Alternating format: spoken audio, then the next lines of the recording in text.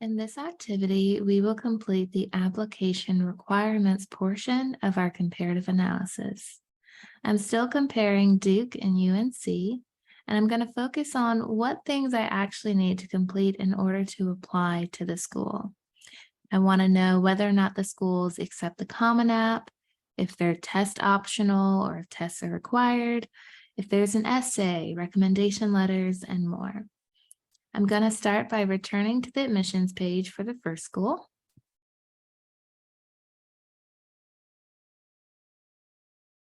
Okay. I'm going to go to apply.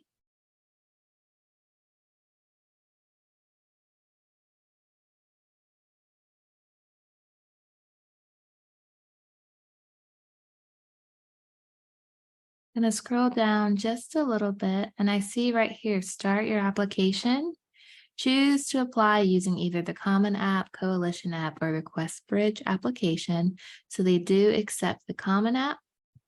So I'll go back and where it says Common App, yes, no, I will say yes. So that will make things significantly easier for me.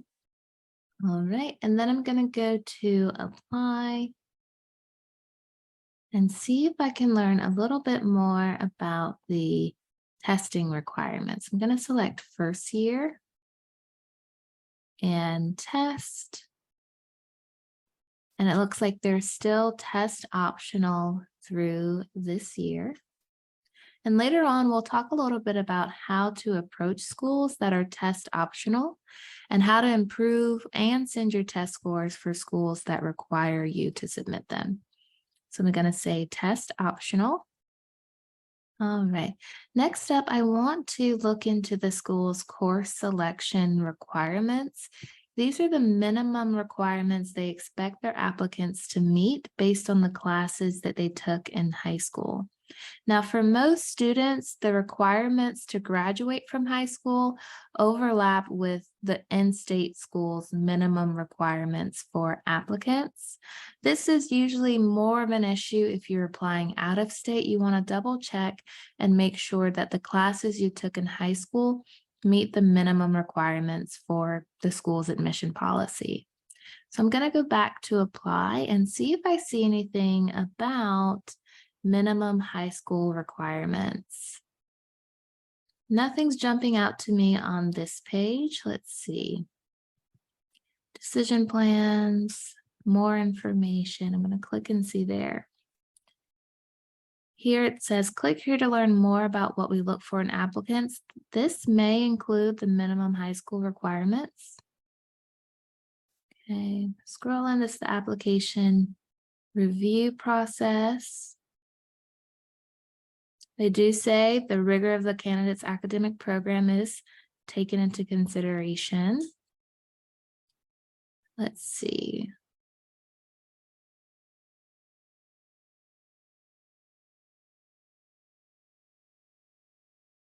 So I'm going to go back up to pre-college tips and see if that mentions any of the minimum requirements for your high school classes.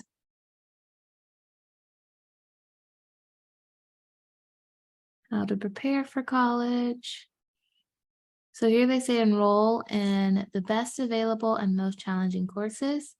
And here they talk about what they recommend to see in their students. So 4 years of English, 3 years of math, science, foreign language, and social studies. All right, so I'm going to copy and paste. Those are the absolute minimum that they're expecting. They also encourage some students to take AP and IB courses as available. So I'm going to go back and where it says course selection, I'm going to paste that there. Then for this field, I'm going to go ahead and wrap text. So it fits perfect. All right, next up, I want to take a look at how I can submit my grades and transcripts. Some schools let you self-report. Some schools have your counselor submit it. Some schools use kind of online services to collect that information. I'm going to go back up to apply. And go to, let's scroll down a little bit.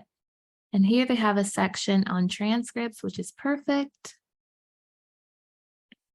All right, there was course selection. Perfect. Okay, first quarter grades, mid-year grades, and final transcripts.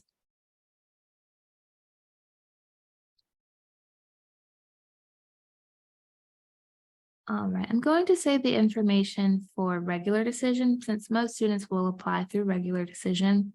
Those regular decision applicants will have to submit their mid-year grades by February 15th and a final official transcript as well. So I'm going to copy and paste that. If you're early decision, you have to submit your first quarter grades, but most students will not go through early decision. Okay. So I always encourage seniors, to avoid senioritis as best you can because the schools that you're applying to are going to look at those first quarter, mid-year, and final grades. And though it's uncommon, schools have a right to revoke your admissions in the event your grades drastically decline without explanation.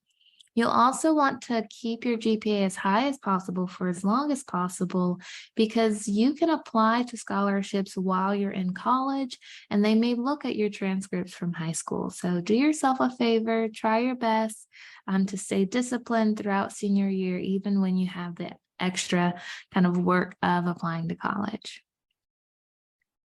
Next up, I want to see if this school requires recommendation letters, and if so, how many? I'm going to go back to apply, zoom out a bit, recommendations, and we see there's required. So we require 3 letters of recommendation for each applicant, 1 from your school counselor and 2 from teachers who have taught you in major academic courses. Okay. 3, that's more than what I usually see. So if you're applying to this school, you want to make sure going into senior year, you're being proactive about requesting these letters of recommendations. And in the next unit, I'll actually talk about how you can make that process as easy for the teachers you're asking for recommendations from.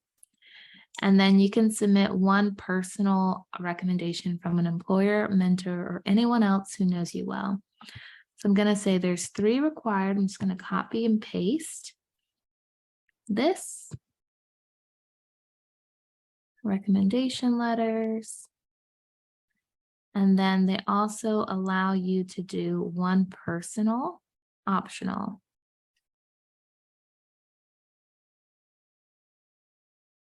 And this is optional. I'm going to go up here and add this in.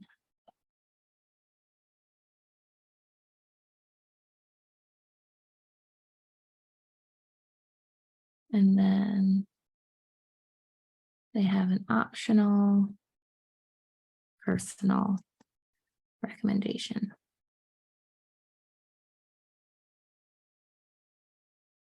All right. Next, I want to take a look at the essay requirements. Some schools do not require essays. Some schools require a personal statement, a long essay, short essays, and supplements. So I'm going to go back and see how much writing I need to get ready to do for this application.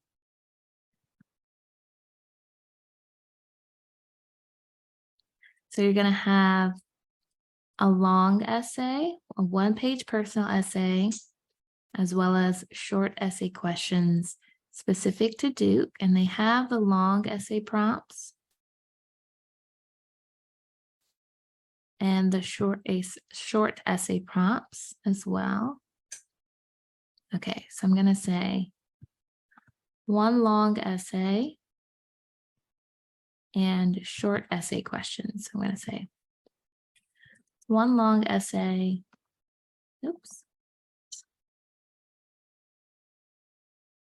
plus short essays specific to Duke. All right. Next up, I want to see what the application fee is for this school. Most of the times, these application fees are due at the time that you apply and they are non-refundable. So you want to be mindful of these extra fees. So it's an $85 application fee. And one of the reasons I encourage students to be mindful of the number of schools they're applying to is because it'll cost you to apply, it'll cost you to send your test scores. And we want to make sure you're investing that money in schools that you actually want to go to. And this school does have information on how to go about getting a fee waiver. And you can request an application through the common application, and your school counselor will be able to endorse that request. So this is something you want to be mindful of. So you have that application fee waiver by the time your application is due. So that doesn't hold back your timeline. All right.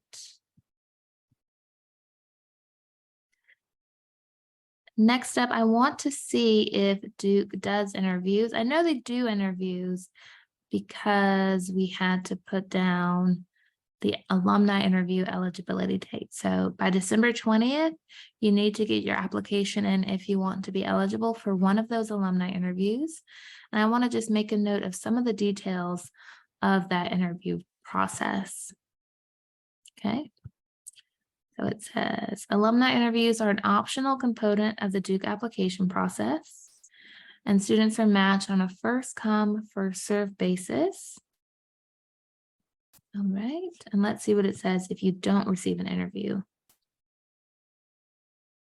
Okay. If you don't receive an interview, you're welcome to submit an additional recommendation in place of an interview. Okay. I was fortunate enough to have an alumni interview for this school and a number of schools I applied to. And it's a wonderful way for you to tell the school a little bit more about who you are, to show that you've done your research. And it's a great way for you to determine if you like the school, if their alumni network is a part of a network is a network you'd like to see yourself a part of. And we'll spend a number of days practicing how to prepare for these interviews in the event you're given one. Okay. I'm going to go save that. And then if you're not given an interview, you can submit an additional recommendation.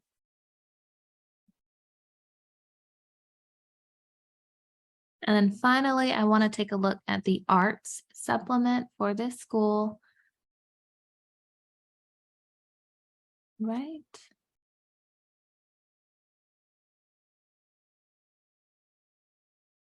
And typically they want you to submit an arts supplement if you have extraordinary talent beyond standard high school level achievement. Right. So I'm going to say it's optional if you have exceptional talent in dance, music, photography, film, or theater.